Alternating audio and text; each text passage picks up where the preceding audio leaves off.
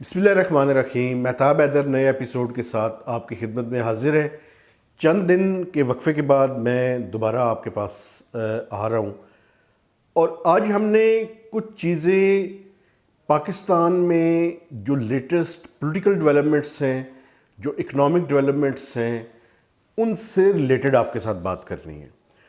اور اصل میں چیزیں اتنی جڑی ہوئی ہیں، اور Pakistan is not a dull place. یہاں پہ روزانہ کی بنیاد پہ اتنی ڈیولپمنٹس ہو رہی ہیں کہ جن کو شاید ہمارے لیے کور کرنا بھی مشکل ہے، لیکن ہم کوشش کرتے ہیں کہ آپ کے ساتھ اب ہماری فریکوینسی کے اندر کچھ اضافہ ہوا ہے۔ آپ نے دیکھا ہے کہ نوید صاحب بھی ہمارے لیے کر رہے ہیں ویلاگس، تو اب ہم اپنی کوشش کر رہے ہیں کہ ڈائیورجنٹ ویوز کے ساتھ، مختلف لوگوں کے خیالات کے ساتھ، مختلف لوگوں کی انفارمیشن کے ساتھ اپنے دیکھنے والوں کو لیٹسٹ چیزوں کے بارے میں آپ سے آگاہ کریں۔ آج جن میں نے موضوعات پہ بات کرنی ہے، وہ آپ نے دیکھا ہے کہ عمران خان صاحب کا آزادی مارچ لاہور سے شروع ہو چکا ہے۔ اس سے پہلے پاکستان کے ایک بہت نامور جرنلسٹ ارشد شریف صاحب کو ایک بے ایمانہ طریقے سے شہید کیا گیا۔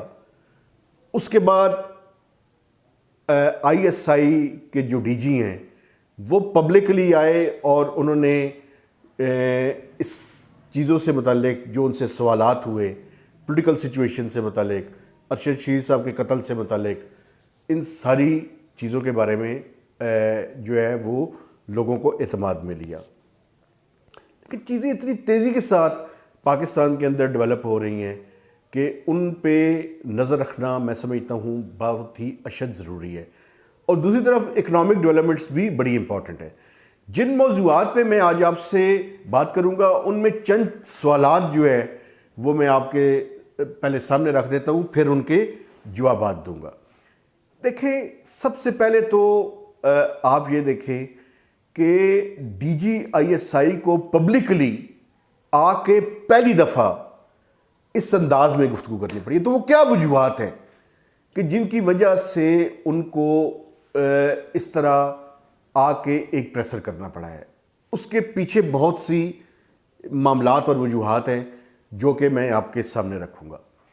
اس کے ساتھ ساتھ جو پولیٹیکل سائیڈ پہ اب عمران خان صاحب کی سچویشن ہے، وہ اتنے ڈیسپریٹ کیوں ہیں، ان کی ڈیسپریشن کی وجہ کیا ہے، ان کی پارٹی کے اندر کیا ڈیسپریشن ہے، ان کی پارٹی کے اندر کیا ہو رہا ہے، یہ ساری چیزیں میں آپ کے سامنے رکھوں گا۔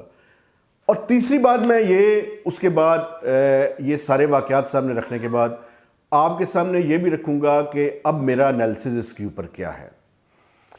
تو بنیادی طور پہ آپ یہ دیکھیں کہ ارشد شریف صاحب کے قتل کے بعد اور عمران خان صاحب کا جو نیریٹو ان کی حکومت جانے کے بعد تھا، وہ کبھی ایکس کا نام لیتے تھے، کبھی وائی کا نام لیتے تھے، کبھی وہ نیوٹرلز کے بارے میں بات کرتے تھے، پھر وہ نیوٹرلز کو جانور کہنا شروع انہوں نے کر دیا۔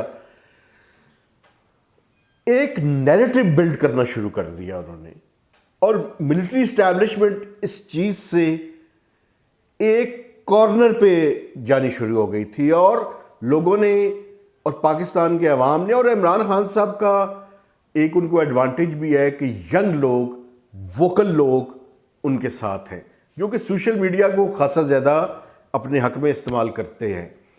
تو وہ لوگ جو ان کے ساتھ ہیں، تو انہوں نے اشاروں کنایوں میں اسٹیبلشمنٹ کا نام لینا شروع کیا۔ جب ارشد شریف صاحب کا واقعہ ہوا تو اس کے بعد وہی لوگوں نے ان کی طرف زیادہ اشارے کرنے شروع کر دیے۔ تو ایک اور بھی میں سمجھتا ہوں بات ہے جو کہ آپ کے سامنے بیان کرنی ضروری ہے۔ جب سے پی ڈی ایم کی حکومت بنی تھی، ان کی بھی یہ کوشش تھی، خواہش تھی، ایک وش لسٹ تھی کہ کسی طرح سے ملٹری اسٹیبلشمنٹ کو اور عمران خان صاحب کو آمنے سامنے لا کے کھڑا کر دیا جائے۔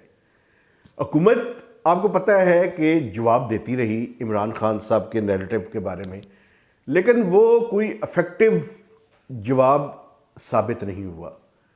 تو ultimately D G I S I کو میری یہ جرنلزم کی ہسٹری میں پہلی دفعہ پبلکلی عوام کے سامنے آ کے اپنے جو انسٹیٹیوشن ہے اس کی چیزوں کا پرسپیکٹو بیان کرنے کی ضرورت محسوس ہوئی ہے. ایک طرف تو یہ پی ڈی ایم خوش ہے میرے خیال میں اندر سے کہ ان کا اور اسٹیبلشمنٹ کا آمنا سامنا اب جو ہے وہ شروع ہے. لیکن میں ذاتی طور پہ یہ سمجھتا ہوں کہ اب سچویشن پوائنٹ کی طرف جا رہی ہے. سچویشن جو ہے وہ نو پوائنٹ آف ریٹرن کی طرف بڑھ رہی ہے. دوسری طرف عمران خان صاحب نے بھی کل D G I S I کو مخاطب کر کے اپنی لاہور کی جو آزادی مارچ جہاں سے آغاز کیا ہے ان کو کچھ جوابات دیے ہیں. ابھی تک وہ ریسٹرینٹ کا مظاہرہ کر رہے ہیں بظاہر، لیکن وہ اس طرح کے اشاروں کنایوں میں اس طرح کی بات کر رہے ہیں کہ جس طرح ایک نیریٹو وہ بلڈ کرنے کی کوشش کر رہے ہیں. لیکن اب ان کی کچھ مشکلات میں بھی اضافہ ہوگا، یہ میں آپ کو بڑی آسانی سے پریڈکٹ کر سکتا ہوں. آپ نے کل ہی دیکھا کہ کچھ پنجاب کے ایم پیز جو ہیں انہوں نے پی ٹی آئی چھوڑنے کا ایک بندے نے اعلان کیا اور ساتھ یہ بھی کہا کہ میرے ساتھ اور 5 ایم پیز بھی شامل ہیں. اب عمران خان صاحب کی پارٹی کے اندر تو ٹوٹ پھوٹ کا شکار ہوگی وہ. آپ نے فیصل ووڈا صاحب کی پریس کانفرنس تو سنی لی ہوگی. اب عمران صاحب کو اپنی پارٹی کو انٹیکٹ رکھنا ان کے لیے سب سے بڑا چیلنج ہوگا. لیکن ایک چیز میں بیان کرنا چاہتا ہوں وہ یہ ہے کہ عمران صاحب کی پارٹی کے اندر انرجی بڑی زیادہ ہے. عمران خان صاحب کے اپنے اندر انرجی بہت زیادہ ہے اور وہ یہ سمجھتے ہیں کہ وہ اس انرجی کو استعمال کر کے اپنی پارٹی کے جو فائلز اینڈ رینکس ہیں ان کے اندر جو ینگسٹرز ہیں ان کی قوت کو استعمال کر کے وہ اسٹیبلشمنٹ کو دوبارہ کارنر کرنے پر مجبور کر سکتے. اب یہ بڑی دلچسپ قسم کی جنگ شروع ہو رہی ہے. وہ دلچسپ نروز کی جنگ ہے بیسیکلی.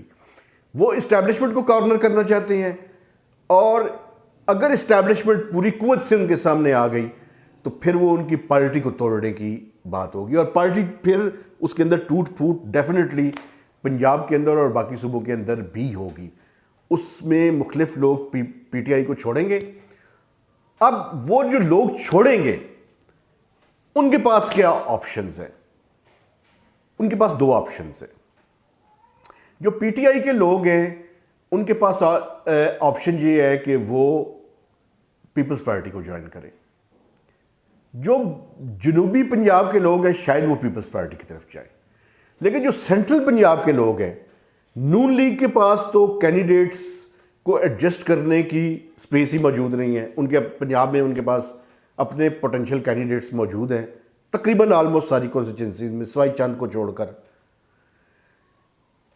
ان کے پاس حل یہ ہے اور پنجاب میں آپ کو پتہ ہے کہ پرویز الہی صاحب بیٹھے ہوئے ہیں. وہ اس ٹائم اس پوزیشن میں ہیں، انتظامیہ بھی ان کے پاس ہے، اسٹیبلشمنٹ سے تعلقات بھی اپنے خراب نہیں کرنا چاہتے. تو جو لوگ پی ٹی آئی سے اپنے راستے جدا کرنے کی پلاننگ کر رہے ہیں ان کے پاس سینٹرل پنجاب میں جو چوائس ہے وہ پی ایم ایل کیو ہے. P M L Q Pervaiz Elahi group شاید. تو آنکھ کا اشارہ جو ہے وہ اس کا بلنک آف این آئی کا اشارہ انتظار کریں گے. اور اگر الیکشنز اس ملک میں ہونے ہیں تو پھر وہ اگلی پرواز وہ جو اڑنے والی چڑیاں ہیں ان کی اگلی پرواز جو پی ٹی آئی سے اڑیں گی ان کی جو ڈیسٹینیشن ہے وہ پی ایم ایل کیو ہو سکتی ہے. تو یہ ساری آپشنز کھلی ہیں. لیکن ایک اور بھی پرابلم ہے اور کچھ لوگ اسٹیبلشمنٹ کو یہ جواب بھی دیں گے یا دے رہے ہیں ابھی کہ اگر ہم ایک پاپولر پارٹی کو چھوڑ کر کسی اور پارٹی میں جائیں تو کیا گارنٹی ہے کہ ہم اگلا الیکشن جیتیں گے. That is the most critical and $1 million question. یہی وہ سوالات ہیں، یہی وہ باتیں ہیں جو عمران خان صاحب اپنی پارٹی کی انرجی کو استعمال کر کے، میں یہ نہیں کہتا کہ وہ بہت پاپولر ہیں، لیکن ان کی سب سے بڑی سٹرینتھ ان کی سوشل میڈیا کے اوپر ہے اور جو ینگ لوگ ان کے ساتھ ہیں وہ ان کی بیسیکلی سٹرینتھ کی بیس ہے. یہ لوگ کم بھی ہوں لیکن نظر زیادہ آتے ہیں، افیکٹو زیادہ آتے ہیں، بولتے ہوئے زیادہ نظر آتے ہیں. انرجی کے ساتھ بولتے ہوئے نظر آتے ہیں، کنوکشن کے ساتھ بولتے ہوئے نظر آتے ہیں.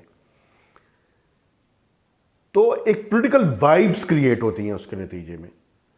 تو اب دیکھنا یہ ہے کہ یہ جو اڑنے والی چڑیاں ہیں وہ اپنا ڈیسٹینیشن کس کو قرار دے دیتی ہیں. ایک بڑی نروز کی جنگ ہے، اور اس نروز کی جنگ میں جیتے گا وہ جس کے نروز زیادہ سٹرانگ ہوں گے. لیکن عمران خان صاحب کے لیے اب چیزیں اتنی آسان نہیں ہیں. ملٹیپل جو محاذ ہیں انہوں نے اپنے لیے کھول لے ہیں. پی ڈی ایم کا محاذ اپنی جگہ پہ ہے، مولانا فضل الرحمان کا محاذ اپنی جگہ پہ ہے، اسٹیبلشمنٹ کا محاذ اپنی جگہ پہ ہے. اور انہیں پہلی دفعہ یہ محسوس ہوگا کہ اگر آپ اسٹیبلشمنٹ کے ساتھ ایک پیج پہ نہ ہوں یا ان کے نیریٹو کے اگینسٹ کوئی کام کر رہے ہوں تو پھر پارٹی کو انٹیکٹ رکھنا کس حد تک مشکل ہوتا ہے. انہیں بھی چلے کچھ سیکھنے کا موقع ملے گا، لیکن ان کے لیے مشکلات میں اضافہ ہوگا، اضافہ نظر آ رہا ہے. یہ میرا انالیسز ہے. اور ان کو اپنی پارٹی کو اس انداز میں انٹیکٹ رکھنا بھی مشکل ہوگا. لیکن اگر وہ یہ منزل عبور کر گئے اور ایک کامیاب آزادی مارچ اسلام آباد لانے میں اور یہاں پہ اپنی پاور کو ڈیمانسٹریٹ کرنے میں کامیاب ہو گئے تو شاید وہ یہ نروز کی جنگ جیت جائیں. لیکن مشکل ہے، اتنا آسان نہیں ہے. یہ پی ٹی آئی والوں کی وش لسٹ ہو سکتی ہے، اس کو مٹیریلائز کرنا شاید اتنا مشکل، اتنا آسان نہ ہو. ایک طرف یہ پولیٹیکل ڈیولپمنٹس آپ کے سامنے ہیں، اور دوسری طرف پاکستان کی جو اکنامک سچویشن ہے وہ میلٹ ڈاؤن ہو رہی ہے. سعودی عرب اور چائنا کے اوپر ڈیپینڈنس بڑھ گئی ہے ہماری. مڈ نومبر میں جو سعودی عرب کے کراؤن پرنس ہیں محمد بن سلمان، ان کا ایکسپیکٹڈ ہے پاکستان کا وزٹ. یہاں پہ بڑے سارے ایگریمنٹس اناؤنس آن کارڈز ہیں جو بتایا جا رہا ہے. اب دیکھنا یہ ہے کہ ایک طرف یہ پولیٹیکل سچویشن، دوسری طرف یہ اکنامک کوآپریشن، ورنہ ہم دوبارہ سے ڈیفالٹ کی طرف جائیں گے. مڈ میں آئی ایم ایف کے ساتھ ٹاکس جو کہ شارٹر پیریڈ کے لیے ہوں گی. آئندہ آنے والے چند دن بڑے امپورٹنٹ ہیں. آپ سے گزارش ہے کہ ہمارے وی لاگس کو کرٹیسائز کریں، پسند کریں، جو بھی کریں اپنے فیڈ بیک سے ضرور ہمیں آگاہ کرتے رہیں. اور ہم بھی کوشش کریں گے کہ اپنی فریکوینسی کو مزید بڑھائیں. ایک طرف پولیٹیکل سائیڈ، دوسری طرف اکنامک سائیڈ، دونوں جا کے کسی جگہ ملنے والی ہیں.